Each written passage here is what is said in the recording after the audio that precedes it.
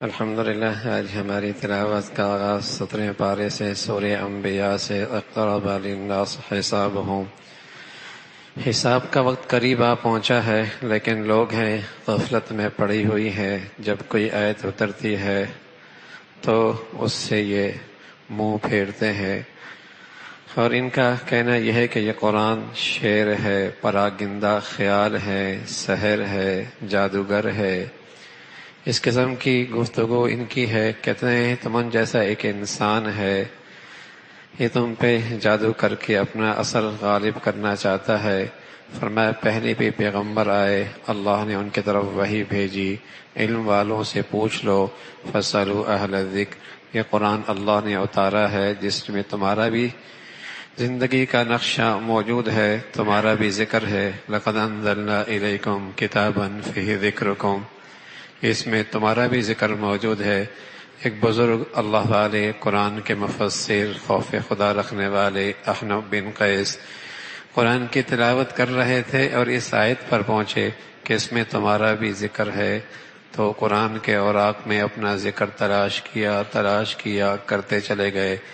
ایک لوگ نظر آئے، فرما بردار نظر آئے، اللہ سے ڈرنے والے آئے، خوف خدا رکھنے والے آئے، نیکی کرنے والے آئے، اطاعت فرما برداری والے، تقوی شعار خوف اللہ کے راستے میں خرچ کرنے والے، ہر حال میں اللہ کو یاد کرنے والے، یہ سارا تذکرہ آتا چلا گیا۔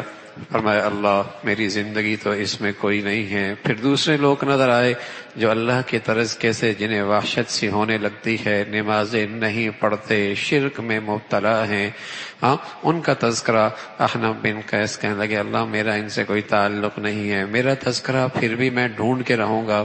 پھر 11ویں پارے میں ایک آیت پر پہنچے تو وہ آیت پہنچتی کہنے لگے اللہ مجھے اپنا تذکرہ مل گیا۔ وہ کون لوگ ہیں؟ اعترفوا بذنوبہم خلطوا عملا صالحا وآخر سیئا، جو نیکیاں بھی کرتے ہیں ان سے بدیاں بھی ہو جاتی ہیں، لیکن اپنی غلطی کا اقرار اعتراف کرتے ہیں۔ جب اس آیت پر پہنچے تو احنف بن قیس کہنے لگے اے اللہ میرا ذکر بھی اسی آیت میں ہے، میں بھی اپنی تصویر اس آیت میں دیکھ رہا ہوں، اے اللہ مجھے معاف فرما دے۔ فرمایا ایسے لوگ جو اپنی غلطی کا اعتراف کرتے ہیں ان پر اللہ کی رحمت متوجہ ہو جاتی ہے۔ تو یہ آیت ہے، اس میں تمہارا بھی ذکر ہے، اس کا تذکرہ۔ پھر اللہ کے نافرمانوں پر عذاب، جب انہیں عذاب کے آثار نظر آئے، بستیوں سے باہر نکلنے لگے، اللہ نے انہیں واپس لوٹا دیا۔ لوٹ جاؤ اپنی بستیوں میں جہاں تم عیش و عشرت کیا کرتے تھے اور خوب اپنی بستیوں میں اترایا اور تکبر کیا کرتے تھے۔ اللہ نے انہیں خاص نیست و نابود کیا، اس کا تذکرہ۔ پھر سارا زمین و آسمان کا نظام اللہ نے محض لہو لعب کے لیے نہیں پیدا کیا کہ کھیل تماشا ہے بنا دیا، بس اس کا ایک مقصد ہے۔ پھر اللہ کے سوا کوئی اور معبود ہوتا، ایک الہ کے علاوہ دوسرا الہ، تو زمین کا نظام درہم برہم ہو جاتا۔ ایک کہتا گرمی ہونی چاہیے، دوسرا کہتا سردی ہونا چاہیے، ایک چاہتا بارش ہونی چاہیے، ایک چاہتا خشکی ہونی چاہیے، ایک چاہتا کسی کو بیٹا ملے، دوسرا چاہے اس کو بیٹی ملے، تو زمین میں فساد برپا ہو جاتا۔ الہ ایک ہے، معبود ایک ہے، ہر پیغمبر کی دعوت یہی رہی ہے۔ اللہ کا رسول اللہ کا پیغام دنیا میں سناتا ہے۔ اللہ کی قدرت کی نشانیاں دیکھو، یہ زمین و آسمان کا نظام کیسا ہے، کیسے آسمان سے اللہ بارش بھیجتا ہے، اور پھر زمین پر کیسے اللہ نے پہاڑ گاڑ دیے ہیں تاکہ ہلے نہیں، انسانی زندگی کے لیے آسانی ہو جائیں۔ سورج چاند کا یہ سارا نظام اللہ نے چلایا ہے، یہ سب اللہ کی قدرت ہے۔ اللہ کے پیغمبر کی اولاد دنیا سے چلی گئی، کہنے والے کہنے لگے یہ بھی چلا جائے گا، نسل ہی ختم ہو جائے گی۔ اللہ نے کہا ہر بشر نے دنیا سے جانا ہے، ہر شخص نے موت کا ذائقہ چکھنا ہے، کسی نے یہاں دنیا میں نہیں رہنا، اس کا تذکرہ فرمایا۔ پھر اللہ رب العزت نے اس بات کا تذکرہ فرمایا کہ ایک دن آنے والا ہے جہاں میزان کا ترازو قائم ہوگا، انصاف ہوگا، کسی کا ذرہ ہوگا تو نیکی کا بدلہ ملے گا، برائی کی تو وہ بھی اپنی بدعملی اپنی آنکھوں کے سامنے دیکھے گا۔ جو اللہ سے بن دیکھے ڈرتے رہے ان کے لیے نجات اور خوشخبری ہے۔ پھر حضرت ابراہیم علیہ السلام کا تذکرہ، اپنے ابا کو بت بناتے دیکھتے تو انہیں منع فرماتے، محبت اور پیار کے ساتھ اللہ کی وحدانیت کی دعوت دیتے۔ قوم بت پرستی میں شریک تھی، زبانی دلائل سے سمجھنے والی نہیں تھی۔ ایک دن وہ کسی عرس میں گئے، باہر ہنگامہ، ان کا کوئی ایک عید جسے کہیں کہ خوشی کا موقع تھا، ساری قوم باہر نکلی، بت خانے میں ابراہیم علیہ السلام داخل ہوئے، کلاڑا ہاتھ میں تھا، کسی بت کا کندر اتارا، کسی کا بازو کاٹا، کسی کا سر کاٹا، کسی کی گردن اڑائی، اور جو ان میں سب سے بڑا تھا اس کے کندھے پہ کلہاڑا رکھ دیا۔ جب وہ قوم واپس آئی اور اپنے معبودوں کا یہ برا حال دیکھا تو آپس میں تذکرہ کرنے لگے، یہ کس نے کیا ہے؟ تو کہنے لگے وہ ایک نوجوان ہے جس کا نام ابراہیم ہے، کبھی بھی وہ ان بتوں کا ہمارے ان معبودوں کا تذکرہ اچھے انداز میں اسی نے نہیں کیا، لگتا ہے یہ اسی نے کیا ہے۔ ابراہیم علیہ السلام کو پکڑ کے لایا گیا۔ آپ نے ہی کیا ہے؟ کہا اس سے پوچھ لو جس کے کندھے پہ کلہڑا ہے، یہ تمہیں جواب دے دے گا، اس سے پوچھو۔ شرمندہ ہوئے، سر جھکائیے۔ تو ابراہیم علیہ السلام فرمانے لگے تف ہے تم پہ، تم ان کی پرستش کرتے ہو جو اپنا بچاؤ نہیں کر سکتے، تمہارا بچاؤ کا کیا انتظام کریں گے؟ جو تم اپنی مشکل نہیں حل کر سکتے وہ تمہارے لیے مشکل کشا کیسے بن سکتے ہیں؟ لیکن جب مت ماری جائے، اللہ حفاظت فرمائے بھائی، پھر بھی بات سمجھ میں نہیں آئی، ضد پہ آ گئے، دشمنی پہ آ گئے، ایک آگ کا الاؤ جلایا، بڑی آگ جلائی۔ ابراہیم کو ایسی سزا دیں کہ دنیا اس سے عبرت پائے، دنیا ہمارے معبودوں کے بارے میں کبھی غلط میلی آنکھ سے نہ دیکھے۔ ابراہیم علیہ السلام کے لیے آگ جلائی گئی، اور اس زمانے کے آج کا توپ ہے نا، آج کی توپ دور سے گولا پھینکا جاتا ہے، اس زمانے کی منجنیق تھی، اس کے اندر ڈال کر دور سے ابراہیم علیہ السلام کو آگ میں پھینکا گیا۔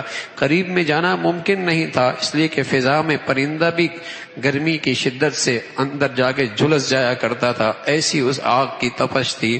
لیکن اللہ ہے بھائی، اللہ ہے، اللہ آج بھی اپنی قدرت کے ساتھ ہے۔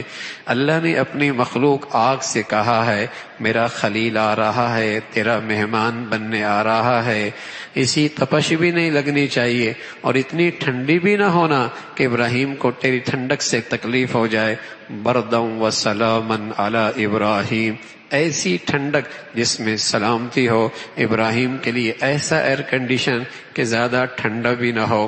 سبحان اللہ، اللہ آج بھی اپنی طاقت کے ساتھ موجود ہے، چاہے تو موت کے نقشوں میں زندگی دے دے اور چاہے تو زندگی کے نقشوں میں موت دے دے، چاہے تو عزت کے نقشوں میں رسوا کر دے، چاہے تو رسوائی کے نقشوں میں عزت دے دے، وہ اللہ آج بھی اپنی پوری قوت اور طاقت کے ساتھ ہے۔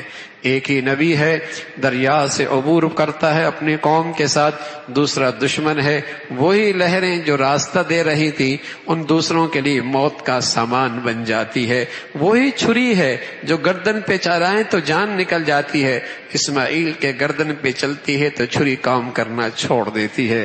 اللہ اللہ ہے، اپنی پوری قدرت اور طاقت کے ساتھ آج بھی ہے۔ ابراہیم علیہ السلام کو اللہ نے بچایا اور ان کے بھتیجے حضرت لوط کو بھی بچایا، پھر اللہ نے بیٹا اسحاق دیا، پوتا یعقوب دیا، انبیاء کا ایک سلسلہ چلا۔ پھر اللہ رب العزت نے حضرت نوح کا تذکرہ فرمایا۔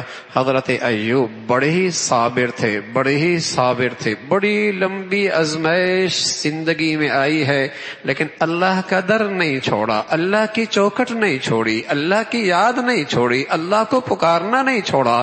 اللہ نے کہا ایوب میرا بڑا ہی پیارا بندہ ہے، سالہ سال جسم کی بیماری میں مبتلا ہے، لیکن میرا در اور میرا دربار نہیں چھوڑا۔ اللہ نے حضرت ایوب کی تعریف فرمائی۔ پھر حضرت ذنون، حضرت یونس کا لقب ہے، مچھلی والا نبی، سبحان اللہ، ناراض ہو کے قوم سے نکل کھڑے ہوئے اور مچھلی جیسے کشتی میں سوار ہو گئے، کشتی ڈاواں ڈول ہونے لگی، کہنے لگا کون اپنے آقا سے بھاگ کے آیا ہے؟ پورا نالا حضرت یونس کا نام آیا، پکڑ کے سمندر میں ڈال دیا۔ اللہ نے اپنی مچھلی سے کہا آج تیرا مہمان تیرے لیے کون آ رہا ہے؟ یونس آ رہا ہے، اسے اپنے پیٹ میں رکھنا، کھانا نہیں، پیٹ میں رکھنا، کھانا نہیں۔ اللہ اکبر۔ اس پیٹ میں حضرت یونس کئی دن تک رہے۔ سمندر موت کا سامان ہے، لہریں موت کا سامان ہے، مچھلی کا پیٹ موت کا سامان ہے، لہروں کا اندھیرا، پیٹ کا اندھیرا، رات کا اندھیرا۔ کس میں پکارا؟ حضرت یونس نے کیا کہا؟ لا الہ الا انت سبحانک انی کنت من الظالمین، لا الہ الا انت سبحانک انی کنت من الظالمین۔ یہ ہے اللہ کو پکارنے کا انداز۔ اے اللہ مجھ سے غلطی ہو گئی، لیکن تو تو حاجت روا ہے، مشکل کشا ہے، معبود برحق ہے، میری اس مشکل سے مجھے نجات دے دے۔ تو پیغمبر مشکل میں کس کو پکارتا ہے؟ پیغمبر مشکل میں کس کو پکارتا ہے؟ پیغمبر آزمائش میں کس کو پکارتا ہے؟ پیغمبر پریشانی میں کس کو پکارتا ہے؟ اور سمندر کی لہروں میں، مچھلی کے پیٹ میں، رات کی تاریکی میں یہ پکار سننے والا کون ہے؟ ایک اللہ ہے، ایک اللہ ہے، ایک اللہ ہے۔ بھائی اللہ آج بھی اپنی پوری قدرت کے ساتھ ہے، بشرطیے کہ کوئی اسے سچے دل سے پکارے تو صحیح۔ آج بھی مسلمان آزمائش کی گھڑیوں میں اپنے گھروں میں آیت کریمہ کا اہتمام کرتے ہیں۔ لا الہ الا انت سبحانک مجرب عمل ہے مصائب اور پریشانیوں سے نجات کا۔ لا الہ الا انت سبحانک انی کنت من الظالمین۔ اپنی غلطی کا اقتراف اور اللہ کی عظمت کا اقرار، اپنی غلطی کا اقرار، اعتراف اور اللہ کی عظمت کا اقرار، یہ ہے آیت کریمہ۔ پھر اللہ رب العزت نے فرقہ پرستوں کی مذمت فرمائی اور آخرت کا تذکرہ فرمایا۔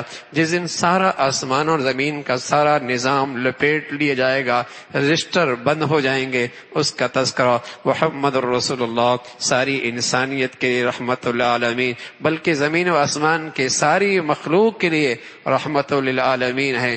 آپ کا پیغام اللہ کی وحدانیت کا ہے، اللہ کی توحید کا ہے، اس کا تذکرہ۔ پھر سورہ حج ہے جس کے آغاز میں قیامت کے مرنے کے بعد دوبارہ زندگی کا سلسلہ، اس کے دلائل ہیں۔ انسان سے کہا اپنے من پہ غور تو کر، پانی کے قطرے سے اللہ کی قدرت کا کرشمہ دیکھ، پانی کے قطرے سے کیسے اللہ رب العزت اس انسان کو وجود بخشتا ہے، لوتھڑا بنتا ہے، گوشت بنتا ہے، اور سبحان اللہ ہڈیوں پہ چڑھتا ہے، اور پھر اس کے بعد بچہ بنتا ہے، اور پھر اس کے بعد جوان ہوتا ہے، بڑھاپا ہے، اور پھر اس کے بعد موت طاری ہے۔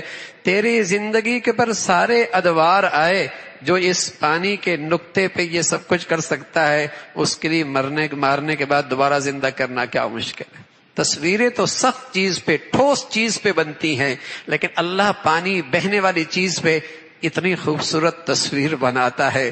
آنکھ بھی ہے، بینائی بھی ہے، اور زبان بھی ہے، اور گویائی بھی ہے، کان بھی ہے اور سماعت بھی ہے، عقل بھی ہے اور سمجھ بوجھ کا شعور بھی ہے، اعضاء اور جوارح کا ایسا نظام ہے سبحان اللہ۔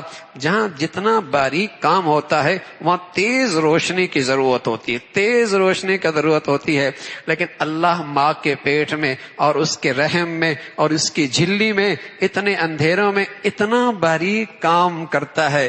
آج بھی آنکھ والے ڈاکٹر سے پوچھ لیجئے، کان کے ڈاکٹر سے پوچھ لیجئے، یہ آنکھ کا کیا نظام ہے، آنکھ کا کیا نظام ہے اور اس کان کا کیا نظام ہے۔ اتنا میڈیکل سائنس ترقی کر گیا، لیکن وہ کہتا ہے آج بھی اندر کا نظام سمجھ میں کوئی نہیں آتا۔ یہ اللہ کی قدرت کا شہکار ہے یہ انسان، اور یہ بہت بڑی دلیل ہے کہ مارنے کے بعد اللہ زندہ بھی کر سکتا ہے۔ اسی کا تذکرہ فرمایا، قیامت آنے والی ہے۔ پھر ان کی مذمت فرمائی جن کی نظر مفاد پر ہوتی ہے، جو اسلام کا نام لیتے ہیں، ایمان کی بات کرتے ہیں، لیکن نظر مفادات پر ہیں۔ جہاں مفادات خطرے میں، اسلام سے دستبردار، ایمان سے دستبردار، دینی زندگی سے دستبردار، ان کی نظریں مفاد پر ہیں۔ ہاں مفاد ہو رہا ہے، اسلام زندہ باد، اور اسلام مفاد خطرے میں ہے، اسلام اور دین سے بیزار ہے۔ اللہ نے ایسے منافقین کی مذمت فرمائی ہے۔ پھر ایمان والے اور سارے نسبتیں رکھنے والے، ان کے درمیان کل قیامت میں اللہ فیصلہ فرمائیں گے۔ پھر جنت کا تذکرہ ہے، جہاں اللہ جسے کہیں کہ ریشم کا لباس اور اللہ رب العزت کی نعمتوں کا سلسلہ، اس کا تذکرہ ہے۔ ابراہیم علیہ الصلوۃ والسلام نے بیت اللہ بنایا، جبل ابن قیس پہاڑ ہے، اللہ نے حکم دیا آواز لگا دو، بیت اللہ کو آباد کرنے کے لیے آواز لگا دی، اور جن جن نے قیامت تک وہاں پہنچنا ہے ان کے روحوں نے لبیک کہا، اور قیامت تک جنہوں نے جتنی مرتبہ لبیک کہی ہے وہ بیت اللہ ان کی حاضری یقینی ہے، بیت اللہ ان کی حاضری یقینی ہے۔ تو حضرت ابراہیم علیہ السلام نے جبل قیس پہ یہ آواز لگائی، اور پھر بیت اللہ کی عظمت کا تذکرہ، وہاں کے منافع اور وہاں برکتوں کا سلسلہ، پھر قربانی کا تذکرہ فرمایا۔ قربانی اللہ کا حکم ہے، اللہ کو خون کی گوشت کی ضرورت نہیں، اللہ تو دلوں کی نیت دیکھتا ہے، خلوص دیکھتا ہے۔ پھر ڈھیر ساری آیتیں اب تک آتی رہی، صبر کیجئے ہاتھ نہ اٹھائیے، صبر کیجئے ہاتھ نہ اٹھائیے، صبر کیجئے ہاتھ نہ اٹھائیے۔ پھر جہاد کی سب سے پہلی آیت، اب اللہ نے اجازت دے دی، اور ساتھ اس کی حکمت بھی بتائی کہ اس سے مقصود یہ ہے کفر کا طاقت ٹوٹے اور مسلمانوں کی عبادت گاہیں محفوظ ہوں۔ اگر یہ جہاد نہ ہو تو کفر سرکش ہو جائے اور عبادت خانے غیر محفوظ ہو جائیں، اور اسی کا تذکرہ اس لیے کہ جب کفر کو طاقت کا جواب ملنے کا اندیشہ ہوگا تو قدم اٹھانے سے پہلے 100 بار سوچے گا۔ لیکن اب مسلمانوں میں نہ اقدام کا انہیں ڈر ہے، نہ مسلمانوں سے انہیں دفاع کا ڈر ہے، ساری دنیا میں وہ درندوں کی طرح دندناتے پھر رہے ہیں، جو چاہے کر لیں اسلامی دنیا کے اندر، اس لیے کہ مسلمان خواب غفلت کے اندر ہے۔ اسی کا تذکرہ پھر اہل ایمان کو جب زمین پہ اختیار ملتا ہے تو وہ اسلامی نظام نافذ کرتا ہے، اور جس کا آئین کا ہے اسلامی نظام کا، اقام الصلاۃ، نماز کا قائم کرنا، زکوٰۃ کا دینا، برائیوں کا سد باب، نیکیوں کو فروغ دینا، یہ اسلامی حکومت کی ذمہ داری ہے۔ اس کا تذکرہ فرمایا۔ پھر لوگوں سے کہا، لوگوں میں اللہ کا رسول ہوں، میں ڈرانے والا ہوں اور نیکی کرنے والوں کے لیے بشارت کا سامان ہوں۔ پھر اللہ کے راستے میں ہجرت کرنے کی فضیلت کا تذکرہ فرمایا۔ پھر اللہ کی قدرت کا تذکرہ، پھر وہی زمین و آسمان کا یہ سارا نظام ہے، اللہ کی قدرت ہے، اور غیر اللہ کی مخلوق کچھ بھی نہیں کر سکتی۔ اتنی بے بس ہے کہ معبودن باطلہ ان کے سامنے کوئی چیز کھانے کی رکھ دی جائے اور وہ مکھی اٹھا کے لے جائے تو یہ تو اس سے بھی واپس نہیں کر سکتے، یہ اس سے بھی واپس نہیں لے سکتے۔ معبود بھی کمزور، عابد بھی کمزور، اس کا تذکرہ فرمایا۔ پھر اللہ کی عظمت کا تذکرہ، ایمان والوں سے کہا حضرت ابراہیم کی ملت کی اتباع کرو جس نے تمہارا نام مسلمان رکھا ہے، نماز کا اہتمام کرو، زکوٰۃ کا اہتمام کرو، اللہ کی رسی کو مضبوطی سے پکڑو، اللہ تمہارے لیے بہترین کارساز اور بہترین مددگار ہے۔ سبحانک اللہم بحمدک، اشہد ان لا الہ الا اللہ۔